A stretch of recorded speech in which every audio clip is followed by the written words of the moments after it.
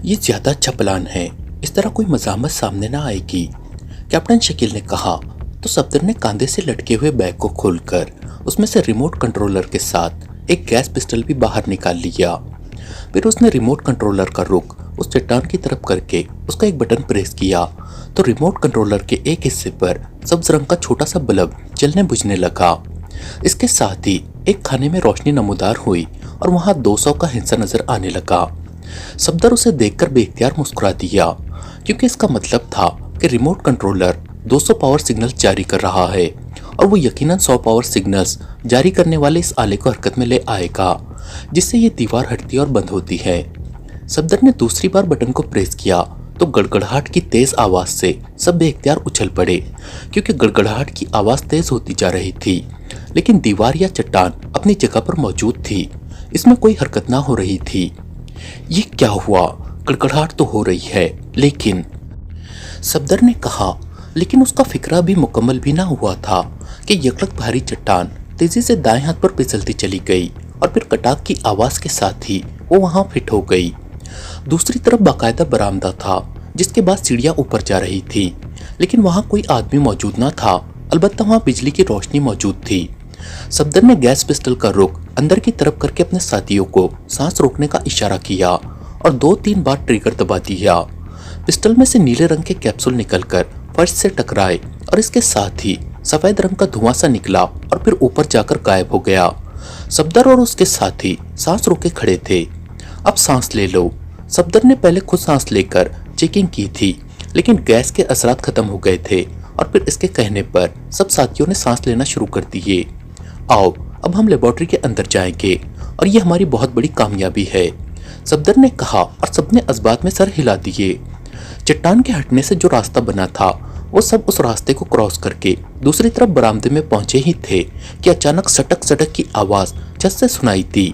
तो उन सब की नजरें बेख्तियार ऊपर की तरफ उठ गईं, लेकिन इससे पहले कि वो इस सिचुएशन को समझते, उनके जहनों पर जैसे किसी ने अचानक सिया पर्दा डाल दिया हो। अलबत्ता सफदर के जहन में तारीकी होने से पहले यह एहसास उभरा था कि आखिरकार वो हिट कर दिए गए हैं। फिर जिस तरह उनके जहन तारीक हो गए थे, वैसे ही अचानक जहन पर छाई हुई तारीकी यकलक गायब हो गई और सफदर का शऊर जाग उठा। उसने उठने की कोशिश की, लेकिन वो सिर्फ कसमसा कर रह गया। अलबत्ता उसका जहन पूरी तरह जाग उठा था। इसके साथ ही बेहोश होने से पहले के तमाम मनाजिर उसके जहन पर किसी फिल्म के मनाजिर की तरह घूम गए थे। उसे याद था कि कुदरती चट्टान के हटने के बाद वो अंदर दाखिल हुए और सीढ़ियों की तरफ बढ़ रहे थे कि छत से सटक सटक की आवाजें सुनाई दी और उसके जहन पर तारीकी छा गई थी। उसने इधर उधर देखा तो उसके सब साथी कुर्सियों पर बैठे हुए थे और वो सब होश में आने के प्रोसेस से गुजर रहे थे। ये खासा बड़ा कमरा था, जिसमें उन्हें कुर्सियों पर बिठाकर रस्सी की मदद से बांधा गया था। कमरा खाली था, अलबत्ता वहां ऐसा सामान मौजूद था जिससे पता चलता था कि यह किसी लेबोरेटरी का स्टोर रूम है। ये क्या हुआ है? अचानक कैप्टन शकील की आवाज सुनाई दी और फिर यही फिक्रा बाकी साथियों के मुंह से भी निकला। तो सफदर ने मुख्तसर तौर पर उन्हें बताया कि उनके साथ क्या हुआ है। लेकिन तुमने तो बेहोशी की गैस अंदर फायर की थी, इसका क्या हुआ? उल्टा हम बेहोश हो गए, कैप्टन शकील ने कहा। लगता तो ऐसा ही है, अब देखो क्या होता है। बहरहाल हमें रस्सियों से बांधा गया है, जिसकी गांठें ट्रेस करने और खोलने की हमने बाकायदा ट्रेनिंग ले रखी है, इसलिए जल्द अज जल्द इसे खोल ले ताकि आइंदा पेश आने वाले हालात को कंट्रोल में लाया जा सके, सफदर ने कहा और खुद भी उसने अपनी उंगलियों की मदद से गांठ तलाश करने की कोशिश शुरू कर दी। अभी सफदर इस कोशिश में मसरूफ था कि अचानक कमरे का बंद दरवाजा एक धमाके से खुला और एक बूढ़ा आदमी अंदर दाखिल हुआ। वो सर से गंजा था, जबकि सर की साइडों में बाल झालरों की तरह लटक रहे थे। आंखों पर नजर की ऐनक थी और उसने डार्क रंग का सूट पहना हुआ था, जबकि उसके पीछे एक दरमियानी कद लेकिन वर्जिशी जिस्म का मालिक आदमी था, जिसने अपनी बेल्ट की साइड में मशीन पिस्टल लटकाया हुआ था। इन्हें होश आ गया। वेरी गुड, बूढ़े ने कहा और फिर सामने पड़ी कुर्सी पर बैठ गया, जबकि साइड कुर्सी पर गार्ड को बिठा लिया। मेरा नाम डॉक्टर सोबर्स है और मैं इस लेबोरेटरी का इंचार्ज हूँ और ये सिक्योरिटी चीफ ऑफिसर है डेविड। तुमने कमाल कर दिया है कि इमरजेंसी वे को बाहर से खोल लिया, हालांकि ये किसी सूरत भी मुमकिन ना हो सकता था। डेविड ने काफी जिद की कि तुम्हें इसी बेहोशी के आलम में ही हलाक कर दिया जाए, लेकिन मैंने तुम्हें इसलिए जिंदा रखा है कि तुम मुझे वो तरीका बता दो जिससे तुमने बाहर से इमरजेंसी वे की ब्लॉकिंग खत्म कर दी। अगर छत पर बेहोश कर देने वाली रेस का सेटअप ना होता तो तुम लोग हमारे सरों पर पहुंच जाते। अब अगर तुम जिंदा रहना चाहते हो तो मुझे असलियत बता दो। मेरा वादा है कि तुम्हें जिंदा सलामत यहाँ से बाहर निकलवा दूंगा, वरना तुम्हें डेविड के हवाले करके मैं चला जाऊंगा। उस बूढ़े ने मुसलसल बोलते हुए कहा। मैं अब भी यही कह रहा हूँ जनाब कि इन्हें फौरन हलाक कर दिया जाए। ये इंतहाई खतरनाक लोग हैं। मैं सोच भी ना सकता था कि बाहर से भी दरवाजा इस अंदाज में खोला जा सकता है। डेविड ने कहा, तुम अहमक तो नहीं हो गए। तुमने खुद ही इन्हें बांधा है और ये तुम्हारा ही दावा है कि अब ये मामूली सी हरकत भी ना कर सकेंगे, तो इनसे खौफजदा होने की क्या जरूरत है। अगर ये बता देंगे तो हमें मुस्तकबिल में फायदा होगा। हम अपनी कमजोरियों को दूर कर सकेंगे, और अगर ना बताएंगे तो फिर इन्होंने मरना तो बहरहाल है। डॉक्टर सोबर्स ने कहा, जबकि इस दौरान सफदर ने न सिर्फ गांठ को ट्रेस करके खोल लिया था, बल्कि दूसरी गांठ भी वो ट्रेस कर चुका था और अब इसे खोलना उसके लिए कोई मसला ना था। सर, आप इनसे पूछ-गुछ करें। मैं अपने आदमियों को यहाँ ले आऊं ताकि अगर ये कोई शरारत करे तो इनका खात्मा किया जा सके। डेविड ने कहा, हाँ ऐसा कर लो, लेकिन सुनो, मैंने जो वादा किया है वो मैं बहरहाल पूरा करूंगा। डॉक्टर सोबर्स ने कहा तो डेविड उठकर मुड़ा और तेज तेज कदम उठाता हुआ दरवाजे से बाहर चला गया। हाँ अब बताओ, देखो मैंने तुम्हारी जान बचा ली है, डॉक्टर सोबर्स ने कहा। अभी बताता हूँ, सफदर ने कहा, और इसके साथ ही वो एक झटके से कुर्सी से उठा और इससे पहले कि डॉक्टर सोबर्स कुछ समझता, सफदर उसके करीब पहुंच चुका था और फिर उसका बाजू बिजली की सी तेजी से घूमा और डॉक्टर सोबर्स चीखता हुआ कुर्सी समेत नीचे गिरा और चंद लम्हे तड़पने के बाद साकित हो गया। सफदर ने डॉक्टर सोबर्स की गर्दन पर जरब लगाई थी ताकि वो सिर्फ बेहोश हो जाए और हलाक ना हो। सफदर सरब लगाकर आगे बढ़ता चला गया और फिर दरवाजे के करीब पहुंचकर रुक गया। उसी लम्हे दरवाजा खुला और डेविड के साथ दो और आदमी, जिन्होंने गार्ड्स की यूनिफॉर्म पहनी हुई थी और उनके हाथों में मशीन पिस्टल्स भी मौजूद थे, अंदर दाखिल हुए। लेकिन अंदर दाखिल होते ही डेविड बेइख्तियार चीख पड़ा और तेजी से उस तरफ को दौड़ा जहां डॉक्टर सोबर्स कुर्सी के करीब साकित पड़ा हुआ था। उसके भागते ही उसके पीछे आने वाले उसके साथी भी तेजी से अंदर दाखिल होकर आगे बढ़ने ही लगे थे कि दीवार से पुष्ट लगाए खड़े सफदर ने यकलक किसी भूखे चीते की तरह एक आदमी पर हमला किया और न सिर्फ उसके हाथ में पकड़ा हुआ मशीन पिस्टल छीन लिया, बल्कि उसे धक्का देकर दूसरे मुसल्लह आदमी से टकरा दिया। इसके साथ ही गोलियों की तड़तड़ाहट की आवाजों और इंसानी चीखों से कमरा गूंज उठा। सफदर ने उनके संभलने से पहले ही उन पर फायर खोल दिया था। डेविड को उस वक्त गोली लगी जब वो डॉक्टर सोबर्स पर झुक रहा था और वो चीखता हुआ पहलू के बल फर्श पर गिरा था, जबकि उसके साथ आने वाले दोनों आदमी गोलियां खाकर चीखते हुए फर्श पर गिरे। एक आदमी के हाथ में मौजूद मशीन पिस्टल उसके हाथ से निकलकर दूर जा गिरा। उसी लम्हे तनवीर भी कुर्सी से उठ खड़ा हुआ और दौड़ता हुआ उस तरफ को बढ़ा जिधर एक आदमी के हाथ से मशीन पिस्टल निकलकर जा गिरा था। तनवीर ने मशीन पिस्टल उठाया और दरवाजे की तरफ बढ़ गया।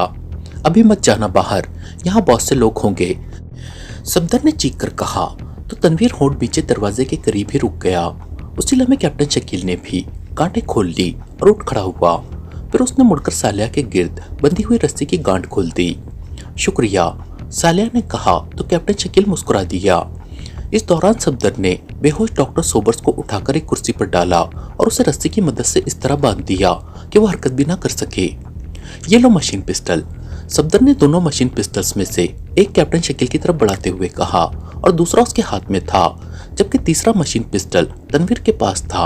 ये तीनों मशीन पिस्टल्स डेविड और उसके आदमियों के थे जो अब हलाक हो चुके थे। मैं खाली हाथ कैसे जाऊंगी, सालिया ने एतराज करते हुए कहा। तुम यहीं रुको, हम आ रहे हैं, सफदर ने कहा। नहीं, आप रुके, मैं साथियों के साथ जाऊंगी, सालिया ने बाकायदा जिद करते हुए कहा तो सफदर ने मशीन पिस्टल उसकी तरफ बढ़ा दिया। जाओ, लेकिन अपना ख्याल रखना, सफदर ने बेख्तियार कहा तो सालिया के चेहरे का रंग गुलनार हो गया, क्योंकि इमरान ने उन दोनों को मजाक कर करके इस हद तक पहुंचा दिया था कि अब वो दोनों एक दूसरे से नजरें चुराने लगे थे।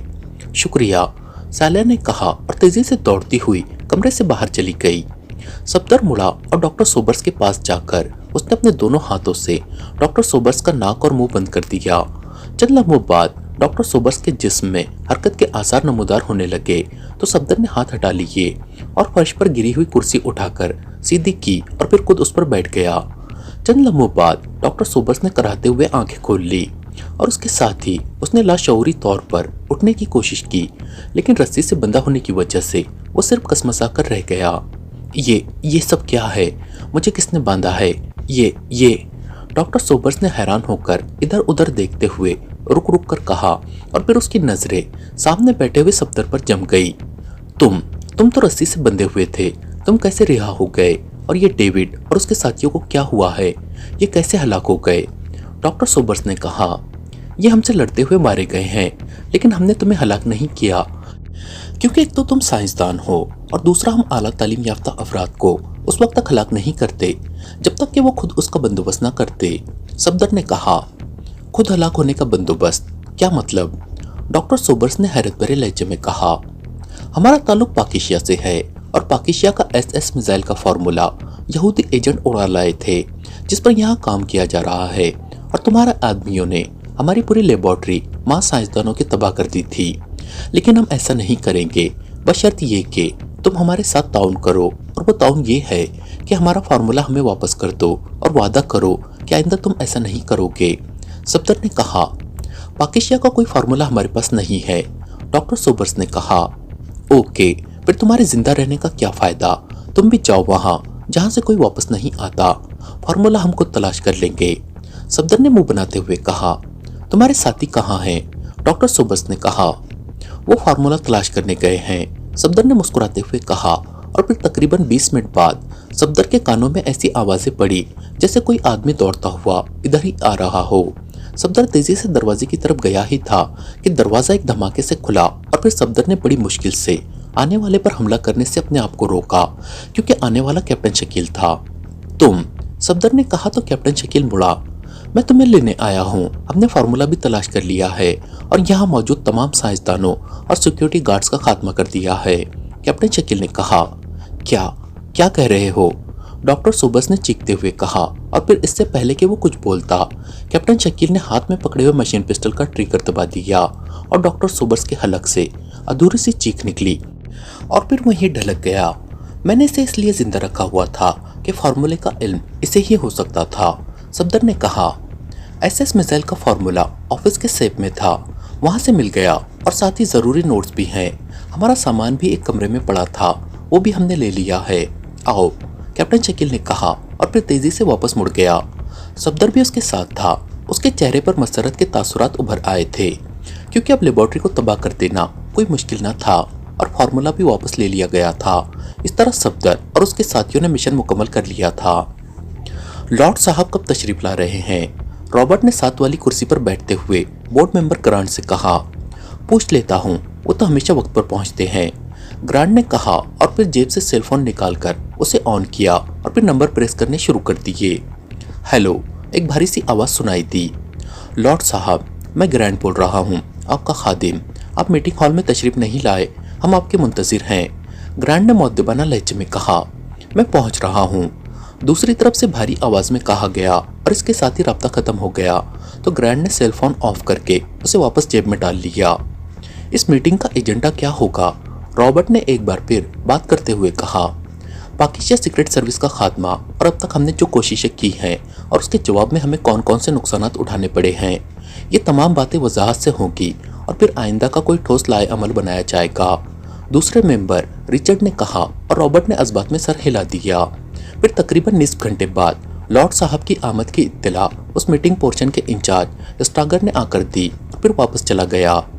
आओ लॉर्ड साहब का इस्तकबाल करें, ग्रांट ने कहा, और उठ खड़ा हुआ तो रॉबर्ट भी उठकर खड़ा हो गया, और फिर वो तीनों उस हॉल से निकलकर बरामदे को क्रॉस करते हुए साइड पर बनी हुई पार्किंग की तरफ बढ़ गए।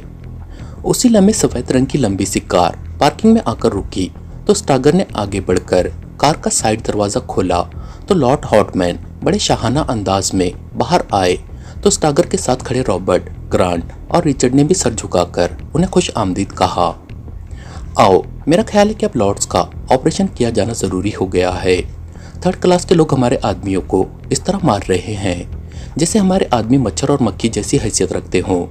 लॉर्ड साहब ने मीटिंग हॉल की तरफ आगे चलते हुए फुनकारते हुए लहजे में कहा। लॉर्ड साहब, हमने भी उनके अहम अफराद का खात्मा कर दिया है और मजीद काम हो रहा है। रॉबर्ट ने बड़े माजरत ख्वाहाना लहजे में कहा। वो इमरान नामी आदमी फिनिश हुआ है या नहीं? लॉर्ड ने मीटिंग हॉल में दाखिल होते हुए कहा, यस सर, वो खत्म हो चुका है, लेकिन वहाँ की हुकूमत इसे ओपन नहीं कर रही। हमने उस पर पहला कातिलाना हमला किया, उस पर मिसाइल फायर किया, लेकिन फिर पता चला कि अभी वो जिंदा है। गोश्त की हालत जिंदों जैसी ना थी, लेकिन असल मसला उसकी मौत था। चुनांचे हमने अस्पताल के उस वार्ड को ही मिसाइलों से उड़ा दिया और सब कुछ तबाह व बर्बाद कर दिया गया और इमरान का यकीनी तौर पर खात्मा कर दिया गया। रॉबर्ट ने जवाब देते हुए कहा, जबकि मुझे इसके उलट रिपोर्ट मिली है। लॉर्ड ने अपने लिए मखसूस कुर्सी पर बैठते हुए कहा तो रॉबर्ट, ग्रांट और रिचर्ड तीनों के चेहरे यकलक जर्द पड़ गए। वो कुर्सियों पर बैठने की बजाय मुजरिमों की तरह सर झुकाए खड़े थे। बैठो, लॉर्ड ने कहा तो वो तीनों इस तरह कुर्सियों पर बैठ गए जैसे लॉर्ड ने उन्हें कांटों की सेज पर बैठने का हुक्म दिया हो। उसी लम्हे स्टागर कमरे में दाखिल हुआ। वो एक ट्रॉली धकेलता हुआ अंदर आया था। ट्रॉली पर शराब की एक बड़ी बोतल और साथ ही एक बड़ा जाम मौजूद था। उसने ट्रॉली लाकर लॉर्ड के सामने मौजूद मेज के साथ लगाई और फिर बोतल और जाम उठाकर उसने लॉर्ड के सामने रख दिए और सर झुकाए ट्रॉली धकेलता हुआ वापस कमरे से बाहर चला गया।